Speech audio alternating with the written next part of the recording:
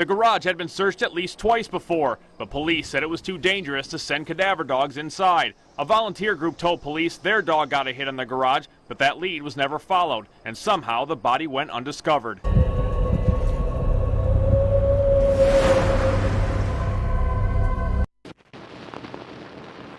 What's up, everybody? I'm James. I'm Crystal. And this is Our Killer Obsession. Just a reminder before we get started that we are now on all major podcast platforms, so you can listen wherever you get your podcast. And also, if you're listening to us on a podcast platform, then you can come over to YouTube and you can watch us in person and check us out that way. Also, we have a link in the description for a suggestion email. So if you have any suggestions on cases or even a suggestion on how we could improve our show for you, the viewer or listener, please go to that link down in the description and leave your suggestions there. Okay, today we're going to bring you the story of Elaina Steinfurth, which is a hometown story for us from Toledo, Ohio. Back around 2013, a baby girl from East Toledo went missing, and I am going to bring you her story now. It was a story that you'll never forget just because it was where we used to be from. And it was around a little bit after the Casey Anthony situation, so and it captivated the headlines, really. It really did. It was all over the evening news. Nancy Grace, all those talking heads on TV. Mm-hmm. So being parents is a hard enough job anyway, right? So add shared parenting to the equation and it gets even harder. Imagine having to drop your children off to their other parent for shared custody. You have to trust that the other parent has nothing but the best intentions for your children, right? But you also have to trust anyone they bring into your child's life also has their best intentions in mind, right? Like many single or at least separated parents out there, this is a struggle that TJ Steinfurth was dealing with. He and Angela Steinfurth were divorced but had two beautiful daughters together, Elaina and Kaylee. They were making an attempt at shared parenting. Angela, the girls' mother, had them half the time, but her housing situation was very questionable. She and the girls were living with her then boyfriend, Stephen King, in Angela's father's home on Federal Avenue in Toledo, Ohio. This is the very low-income, rundown part of the city, known as East Toledo. Very high crime rate. The zip code has the most drug overdoses on record in the city. A lot of homeless population, a lot of rundown homes. It's just a really bad crime-ridden part of town. Yeah. To add fuel to their fire, there was animosity between TJ and Stephen and Stephen's family. That tends to be typical among separated parents. Boyfriend and baby daddy don't really get along. Right. TJ thought Stephen's family were not good people. They were drug users, they lived in filthy conditions, and he didn't want his children around them at all. Angela had promised him that they would not be around Stephen's family or Stephen's mom, Julie. Okay. That brings us to June 2nd, 2013. It was a Sunday, and it was TJ's time to have the girls. He went to the home on Federal Avenue, pulled in the driveway, and knocked on the door, fully expecting to hug his little girls and start some quality dad time. But things quickly became difficult when Angela would only let their older daughter, Kaylee, out to greet her dad. TJ asked Angela to send out 18-month-old Elaina, but Angela told him she was napping and she didn't want to disturb her. Some arguing ensued. TJ called his father, Terry Sr., to come to the home and help him get his daughter back from Angela. So we have TJ and Terry in the driveway. Everybody's arguing, and they just want the baby back. They want Elaina back. I mean, it's his time to get his daughter back for his... Right, this is their scheduled custody exchange, right? Yeah, so regardless if she's napping or not, it's time for her to wake up and come home. You can go sleepy to your dad's house. Yeah. You know? Stephen's mom, Julie, was also there, and Julie asked Angela to get Elaina and give her back to TJ. When she did, Angela replied, "I don't want to give him the baby. I'll never see her again." Yeah. So, story has it that TJ had been accusing Angela of abuse from the get. He says that's originally why they weren't together anymore. He didn't like the way she treated the children. She was very abusive, verbally and physically. Okay. And so he had the children most of the time and unfortunately had to drop them off once in a while to their mom. Which is rare too, that the mother doesn't get custody. Usually the mother gets the custody. Right. And the father gets the visitations, but in this case it was different. Yeah, I think in this case, her home quality wasn't good enough for full-time custody. And I think history of drug abuse too played a factor, and an unstable home life, So finally, someone convinces Angela to go get baby Elaina and give her to TJ. TJ and his father wait outside for over 20 minutes. Then Angela comes outside and says, "The baby is not in the house. The baby's gone." So where did she go? I mean, right, just poof. This is the middle of a day on a Sunday, Yeah. right? Yeah. Broad daylight. Yeah. And they're all out in the front yard arguing. So somebody had to sneak in the back door to steal the baby. Right at that right time, right? Right. Mm. TJ and his father called police, and other neighbors helped to look for baby Elaina. Stephen and his mother Julie ran to the backyard to check the pool and the garage. Angela sat on the porch emotionless. Terry Sr. stated Angela just, quote, sat on the porch, no tears, no nothing. She's just sitting back on the porch, just sitting there smoking a cigarette. I asked her to go in the house and get the baby. She told me she had just laid her down for a nap and she wasn't waking her up. That would be very, very odd From from a mother for a reaction. Yeah. Right. If you really think your daughter got kidnapped, you'd be hysterical, right? Everyone was working together to try to find this baby. Angela tried to make it sound like someone must have come into the back door while they were out arguing and took her. Police were canvassing the area, including dumpsters, abandoned homes in the area, and were questioning sex offenders. And like we said before, this is a very low income, very run down part of the city. So there's a large community of predators in this area. Yeah. And lots of abandoned buildings, just dilapidated homes and everything in general. On June 4th, the community held a prayer vigil, and Angela, pretending to be the concerned mother, gave a statement to the media. "I want my daughter home. I don't care where you put her. Just bring her back home to me and her father in one piece." I remember when she was on TV, fake crying. They were at a park in East Toledo, and the media was there, and all these volunteers were there searching, and she was pretending to be very sad on TV, but not really crying, no real tears or anything. Yeah.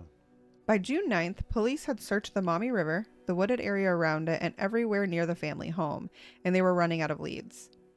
On June 12th, the police get a new piece of information from a neighbor.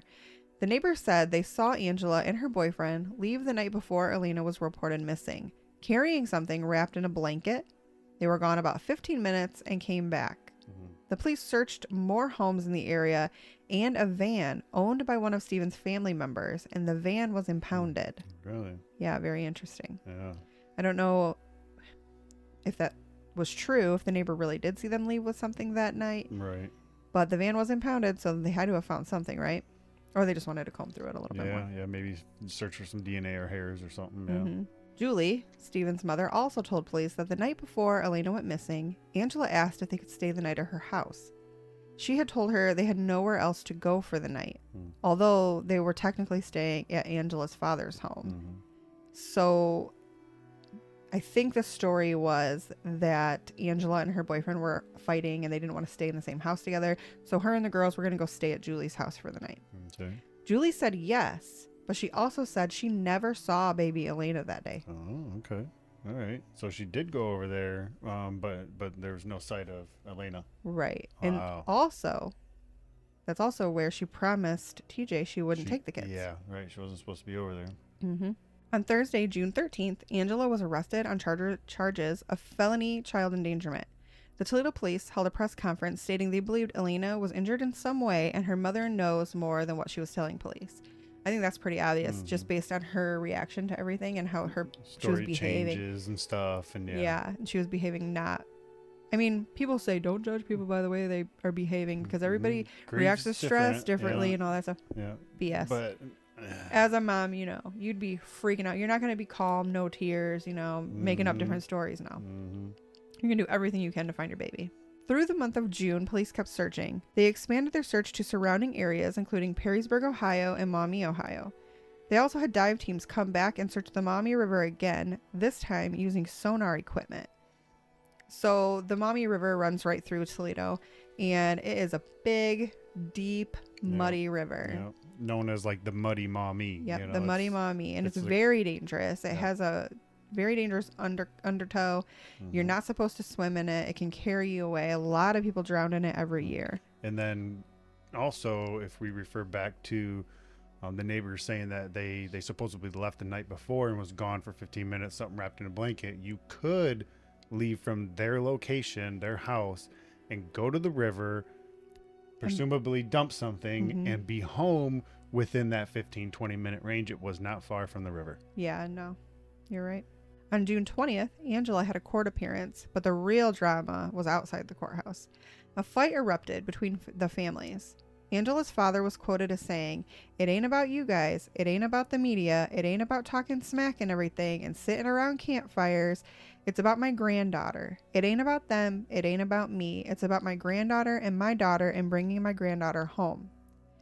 I think he was referring to, okay, so TJ and Terry Sr. were on a lot of media shows during this time, asking for Elaina to come home, asking for tips, and basically accusing Angela and Steven of doing something to the baby. Right. I remember even during this time, they were on the Nancy Grace show, making a big stink. So that's what he was referring to, I think, was being like searching for fame, maybe, is what they were trying to accuse them of. On July 1st, police head back into the Mummy River again after a fisherman pulled a lock of hair out of the river. Oof. Right. It was tested, determined to be human, but it did not match Elaina. Yay. So, first of all, whose hair is it coming out of the mommy? I mean, that's creepy in its own right. Yeah. Well, it is a big, muddy, dirty river. It is polluted. You know, it's huge, really, really long. People do go missing in the river a lot. And people go missing in our town a lot. A lot. Yeah, they do. So it's hard telling really what's in this river. Yeah. By now, the family has been through a roller coaster of emotions. There have been many false leads, scammers trying to collect money, pretending to help the family. And 1 month later, still no sign of baby Elaina. Yeah, because this went on for several weeks to search for this baby. All through the month of July, still more of the same. Many interviews with the family begging for Elaina to be returned home, candlelit vigils around the home where she was last seen, and tons of volunteers scouring the area in hopes of finding the toddler. I remember those volunteers coming. They were also the same volunteer group that helped look for Nevaeh. She was a little girl missing in Monroe that was found on a riverbank, actually in Monroe, Michigan, which is only 30 minutes away from Toledo. Not far at all. On July 22nd, Stephen King was arrested on charges of obstructing justice. I think they were really grasping at any reason to hold them guys in jail. Yeah, hold them, question them more. Trying to get one of them to break because they know one of them did something. Absolutely. Definitely. The baby just doesn't vanish and disappear in the middle of a Sunday and, yeah, and nobody knows anything. There's tons of adults there. Yeah. No, it don't happen that way. By August 8th, with no sign of Elaina, prosecutors now say her disappearance is being investigated as a homicide. Police say they got more anonymous tips that led them to search a garage. It was a garage owned by someone in the King family. As police searched the garage, the first thing they noticed was its condition. It's an old, dilapidated garage. Very common in the area. It's one of those old, maybe 1940s, 1950s half-cocked garages that are about to fall down but are still standing somehow. You know, with the holes in the roof and the tarps over top. Yeah. And then the locals or the people who lived there previously or who's there at the time just throws a bunch of garbage and trash. It's, like a hoarder garage. Yeah. Not good conditions at all. They said it was full of boxes, old household items, and actual garbage, like trash. They said it was so bad they couldn't even let the search dogs in due to safety issues. They searched every area of that garage, even through all of the trash. Wow. And in the rafters of the garage, they found a small computer box. Inside the box was a small, immature skeleton remains. Police held a press conference stating they believe they found the remains of Elaina in that box. The coroner says Elaina suffered severe acute fractures to the joint areas of her arms and legs. The injuries are consistent with non-accidental trauma, according to the report. The coroner says because the absence of soft tissue and organs, no assessment of the injury to those body parts could be made. So basically, she was just skeletal by then. Right. And it only been a couple months, but the summer in Toledo is very, very hot and humid. And in the rafters of a garage is going to be even hotter. Right, exactly. Prosecutors knew both Angela and Stephen had something to do with it. They offered plea deals for more information. So they're trying to get someone to break and give us some more info. Of course, Stephen was the one to talk first. He told police that on June 1st, Angela had gotten mad at Elaina and threw her against the wall. Then she hit the bed and she laid on the floor suffering the rest of the night. Oh, man. He then stated he and Angela had intercourse and went to sleep. with baby Elaina just suffering there on the floor. Oh, disgusting. The next morning, he said he noticed Elaina wasn't breathing right and she wasn't waking up, so he attempted CPR. But blood started coming out of her mouth, so he covered her mouth with his hand and suffocated her. Wow. How about a call to 911? Right? Help her, like actually help My her. goodness. When he knew she was gone, he wrapped her in a blanket, put her in the box, and left her in the rafters of that garage. Yeah. Terrible. Terrible. And it's also terrible that that poor little girl was there the whole time. The whole time, right there. Yeah, So only a close. few doors down So in the close. garage. Yep.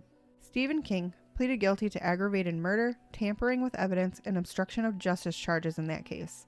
As part of the deal, King will be sentenced to life in prison with a possibility of parole after 25 years. Wow. Yeah, I don't know if he should get parole after 25 years. No, I don't think neither one of them should get out of prison ever. They killed a little baby. So, I mean, how do you say, okay, after so long, we'll let you live your life? No. Yeah, and no. how does a mom do that to their baby? Yeah, right. So Angela, Elena's mother, entered an Alford plea, and that's where you say, I'm not guilty, but I can't plead not guilty because you have enough information to prove me guilty. So you basically are getting off a little bit lighter than you would if you were to go to trial. So she was sentenced to life in prison with the possibility of parole after 18 years. So I don't know why. Ridiculous. I get Stephen was the one that actually murdered her, but would she have died anyway from her injuries and laying on the floor, I mean, not breathing? Sounds like it. Right, with no help. It So sounds like it. I mean, it sounds like at the very least she never would have been the same. I mean, that's a long time to lay there and suffer overnight. right, and he got more time because he actually murdered her, but that's her mom. Yeah. You're supposed to be the one that helps you no matter what, that saves you from everything, your ultimate protector, and she was her ultimate abuser. So she should Yeah. get as much time as Steven or more. I mean, in my opinion. it's kind of, they were both there. They both know what happened. They both played a part in it. They both could have called for help. They both know and knew where the body was the whole time. They both deserve to sit in prison for the rest of their lives. They don't deserve to get out. Yeah.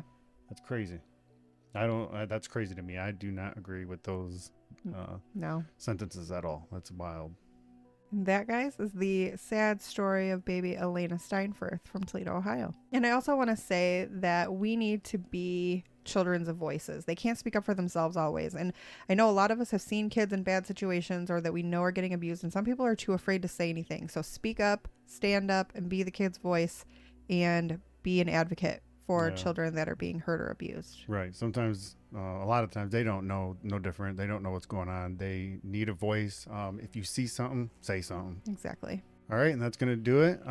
Don't forget, you guys, you can listen to us wherever you get your podcast. If you're listening to us, you can come on over to YouTube and see us in person and support the show there as well. Don't forget about our suggestion email. If you guys have any stories you want to hear, want us to look into, drop it down below. Absolutely, and we will see you guys next time.